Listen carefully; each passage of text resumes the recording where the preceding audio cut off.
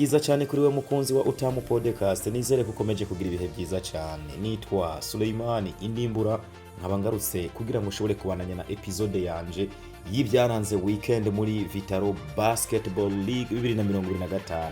Ngiye kugaruka ku bakinyi abakoca bitwaye nabi gusumbya abandi muri mu nkino zabaye ku munsi wa gatandatu ndetse no ku munsi w'indwi. Ndavuga kuwa 15 no kuwa 16 ntwarante 2025. Flop ipfube, tuvuze ipfube tuba tuvuze abantu mwicamake ntumuntu ashobora kuba ipfube atigeze aba mwiza. Ni wa mukinya barabaye mwiza canke se abantu bari barindiriye ko aza gukora ibintu byiza bagategereza ko bakorera byiza canke se aza kubaha byiza ntabironke, ugasanga nta kintu kijizima akoze mu match yose, canke se ugasanga match iraheze atakintu umuntu yaramwiteze ko akaza kumwereka abonye. Ndavuga gutsinda, kugira ama rebound, assist. Muri football hazi ibindi byobyo, aha rero turi muri basketball. Muri basketball ibyo turaba kugira ngo umuntu mugire imfube, turabwa mbere agaciro uwo muntu abafise muri equipe, icabari muri yo mugwa rimwo, icya kabiri tukongera tukaraba posta kinamwo, ikibanza kinamwo, icya gatatu tukaya turaba statistique, cyo ni cya gatatu, icya kane cyo turaba ico tugira analyse opinions ku ruhande rwacu, twe tubibona gute twisunze ko bandi bitwaye. Icya gatanu haca haze cyo biyita muri equipe muri rusange, equipe yabo yitwaye gute, yari yahuye na equipe imeze gute. Ibyo rero tubibonye byose cha tuvuga ati uyu mukinyi arakwiye kuja mu mfube kubera iki ntabwo yigenje neza bivanye nibi tunavuze hejuru. Rero reka ndababwire imfube zabayeho mwino weekend. Izi mfube rero zitegerezwa gupfuburwa muri weekend ikurikira, canke se zitegereza kwikosora muri weekend ikurikira kugira zizoba ari inyenyeri. Umumenere wino equipe muraza gutangara, n'umunyamahanga kabuhariwe kabushongo. Uyu numukinyi yaje abantu bose bavuga ati aje gukora ibitangaza mu buryo budasanzwe. Bamwita Papa Maliki, numukinyi w'urunani. Uyu muvandimwe yaje ari umumenere benshi bavuga ngo aje gusubirira uwo biyita Jean-Jacques Boissy. Jean-Jacques Boissy twese turamuzi, n'abarundi bake bakurikirana basketball batazi Jean-Jacques Boissy. Yaba mu Rwanda baramuzi, Tanzania baramuzi, yewe na Afrika yose sanki yimuzi. Umuntu akurikirana inkino z'amaboko cyane basketball aramuzi. Rero kuza ngo uje kwambara ibirato bya Jean-Jacques Boissy yarasize mu runani, ukacuza uri wa mukinyi udakonvenka atacutanga kikinyuranye cya difference. Mwico gihe abantu bagatangura kwibaza ko babavuga bati ko Boissy yaturungikiye yarungitse chance haje usubirira Boissy kandi akaza ari habaye ibintu byo kumvikana hagati ya equipe yamutumye yamuzanye na Boissy ati Boissy ko biri kose ntiyadupfunyikiye ikibiribiri. Mugaye kigaragara uyu mukinyi ni flop mwembi. Ndanabona ko uyu mukinyi muri ati hatabaye impinduka cyangwa se hatabaye metamorphose ashobora kuzogira iki, ashobora kuzoba umukinyi yabaye azoba reject mpare Leo Club urunani. Bamwita rero Papa Maliki. Uyu muvandimwe gituma yabaye imfubero mwino weekend. Umugwi wiwe w'urunani wakinye na Tigers batsinda, urunani rwatsinze amanota 89 kuri 78 ya Tigers. Uyu mukapo nk'umumenere equipe yitwa ko ari wigendera ku gitangaza, kuko uyu mwanya bimaze kugaragara ko Clark ni wasigaye ari imbere gusumba no muhungu, mu gihe kuri Boissy Clark ntiyagaragara cyane aboneka Boissy. Uyu mukapo yatsinze amanota 2 muri 89 equipe yiwe yatsinze. Bivuze ngo Boissy ya manota 20 twahora tubona tsinda 30 harabuze uwo nga musubirire rero uwo twari twiteze ngazobikora ngazega kuri byo Boissy yakora byaramunaniye. Uyu musore twamugize imfube muri ino weekend. Edemenere canke se n'umuvandimwe bamwita Richard Ndikuriyo wa Dinamo. Impamvu nawe tumugira imfube si yindi, uyu musore amaze umwanya munini ya muri equipe ya Dinamo, afise icyo bita DNA ya Dinamo muri kano kanya. Ni vice capitaine wa Dinamo, kuko capitaine wa Dinamo ni Gibert. Hanyuma uyu mukapo kuri match yo kuwa gatandatu gituma tumugira imfube ntiyabanje mu kibuga. Ku windwi cyangwa se dimanche imatch ashobora aza kubanza mu kibuga. Abanje mu kibuga uyu mukapo yatsinze amanota 2 match yose mu manota 103. Ekipe yiwe yatsinze Kerene amanota 103 kuri 77. Icyuca wibaza rero uyu mukapo atekaronka amanota ashikana 10 kuri match ya Kerene, azoyaronka kuri match y'urunani atikubisa gashi.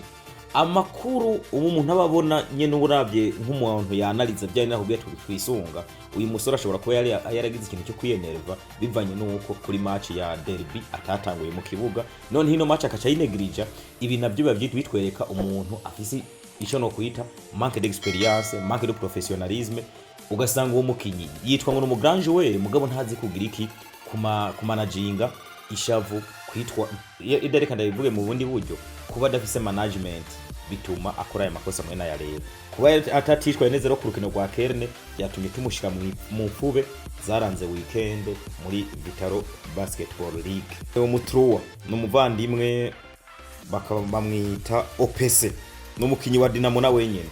Uyu musore OPC ndababwiye ibyiwe murashobora no kuza kwibaza ibyo naringiye kuvuga mu gatangara.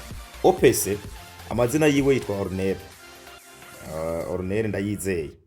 Uyu mukapo kuri match ya samedi ntigeze atsinda inota na rimwe, nta nota nimwe yigeze aronka, ntigeze nta manota yarafise 0 point.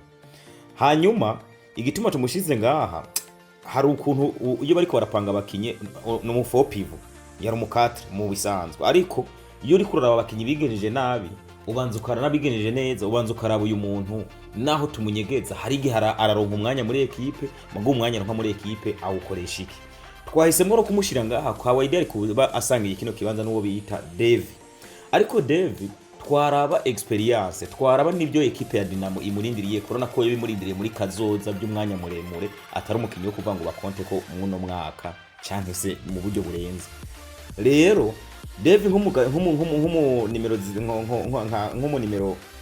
nk'umutruwa twahisemwe gufata uyu ntuze ya OPC abari we tugira umutruwa kugira ngo ashobore kugira iki kukavaringa kino kibanza ca gatatu, kuko uyu mukinyi mu match bakinye kuwa kangahe yatsinzemwo ya kuwa gatandatu nta manota yatsinze. Samedi hose ndanabigara ivya dimanche sindabigarukako umwanya mutoya bamuhaye ntiyashoboye kuwukonkretiza ngo byaze umusaruro. Bivuze ngo rero nimba tekora amanota kuri Kerne siri topure uzi kuri umukinyi waje muri equipe bita Dinamo irondera ibikombe uzo yaronka kuri inde kuri Remesha uzo yaronka kuri Tigers. OPC rero twamugize imfube muri no weekend mu manota ijana nangahe natatu batsinze uburambaza yiwe, ariko icyo kibanza bari kuhigwanira no bita Devi kuko Devi yatsinze amanota 3 mu manota 103 equipe yiwe yatsinze itsinda umugwi wande wa Kerne. Ibyo rero Devi nawe no kwikubita gashi kuko Devi kawaida uravye nka derby iyo iza kurangira Devi ari kuza mu mfube nuko kuko Devi ntabwo ari yitwaye neza kuri derby mu gihe abantu ari biteze ko ashobora kwigenza neza ko cyari yamugiriye ikizere, hari abandi atagiriye ikizere. By the way umukatre rero canke se mu faux pivot no muntu biyita Karabona Crema. Uyu mukapo igituma tumugira imfube sikindi, uyu musore aza muri Dinamo murazi ko yariho yajanye na equipe ya Dinamo muri bar. Icya kabiri abantu bamuhaye yabaye bamugize umurundi ku nguvu bavuga ngo n'umukinya afise kazoza kuko yarakiri na muto. Mugo uyu musore afise ibintu by'ubukaprice bwishi, ibintu by'ubona menga n'ubwana mugo bari bwabone nyine bwo kwa Mubutu Seseseko wazabanga by'ubuzayigwa, ubona ko hari ibintu byo kubona ngo ni grand joueur hakabaho kunegirija match canke se novuga ngo ni kizere kirenze mugabo ugasanga muri ico kizere kirenze nyene niho habera amakosa yo kudakora ibyo wategerezwa gukora. Uyu musore mwibaze nka equipe umukinyi bagenderako kuri equipe yiwe yatsinze amanota 103 bakina na Kerne. Uyu mukapo yatsinze inota rimwe, ntumbwire nga marobo ntumbwire nga masisi ibyo Jono Conte pasirisa kawaida nko mu pivot. Uyu mukapo bijya no mu pivot yategerezwa kuba ari wa mukinyi ashobora gutanga buri different amanota nka 15 muri match nkuko tuba tubibona canke 10 nkuko tubibona ku bandi bakinyo mu yandi maklub.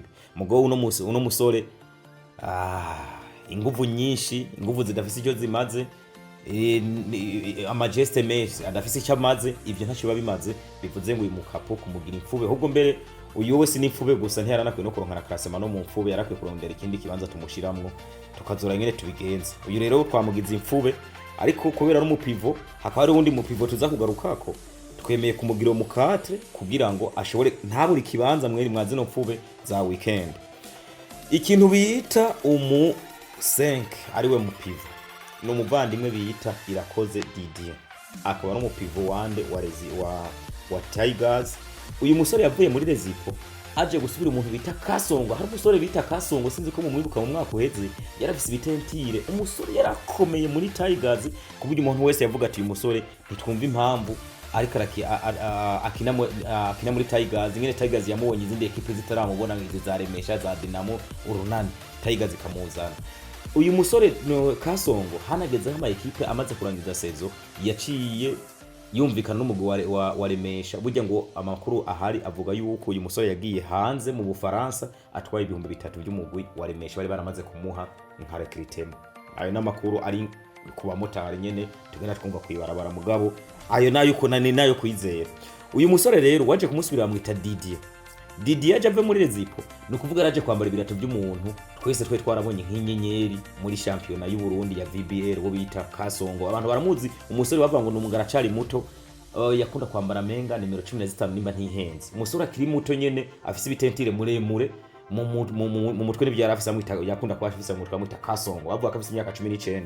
Rero uyu musore Didier gituma tumushira ngaho nuko ibirato yaje kwambara bya Kasongo byaramunaniye kumukwira biramuroka. Iyi match bakinye n'urunani wo bita Didier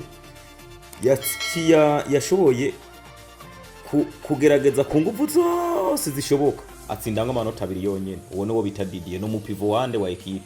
Rebound tuba tuzikeneye, tuba dukeneye izo assist, tuba dukeneye ayo manota, ariko uri mu pivot ututse uronka amanota 2 muri match. Mu gihe jo bundi abandi bariko baratsinda bakuriza amanota amashuti 4,000 ya tuwapwe, nawe ukaba uri kuraza gutera amanota 2 muri match yose. Antuka wene uba wumva ko kazoza kawe muri basketball kabakata gasa nakadahari bibe nagukundiye ahubwo woje no mu bindi ugakora ibindi. Nk'uyu karabona krem yo kabaje kuyikorera ibindi bintu kubera ibya basketball biri kwera mu inyegeze nimba tangiye kuzaratsinda inota rimwe rimwe. Aba rero nizo mfube zande za weekend. Kocha w'ifube n'umuhungu akiri muto w'umwana mugabo afise byinshi byo kwiga, azonamenya kandi arabikunda. Uyu mukapo bamwita Brice amenyereza Ryan team. Igituma rero tumugize ifube sikindi, uyu musore niwe muntu yatsinzwe difference y'amanota menshi cyane muri weekend. Naho yo bari ekipe musumbya mugabo kuntu yaherutse gutsinda Aigle Noire n'ikene twabona menga ari karagira ikizere, abatangwe kurema agatima president wiwe, abanyarumonge bose bakagira ikizere, batangwe kugira ikizere. Ikipe bitaremesha yaraje iramuhondagura, irakubita itababarira, iramubabaza, imukubita amanota 130 nangahe na rimwe kuri 52. Bivuze ngo difference y'amanota 70 brother 79. 79. Iyi niyo bita Ryan team imenyerezwa na Brice. Brice rero niwe ukocha niwe mfube y'umukocha muri ino weekend. Niwazo yomenyereza zino mfube niwe wokwiye kuzimenyereza. Hanyuma coach yaje wewe nta nikibanza novuga ngo no muronkera kuko uyu muntu amenyereza equipe ifise ibintu byose.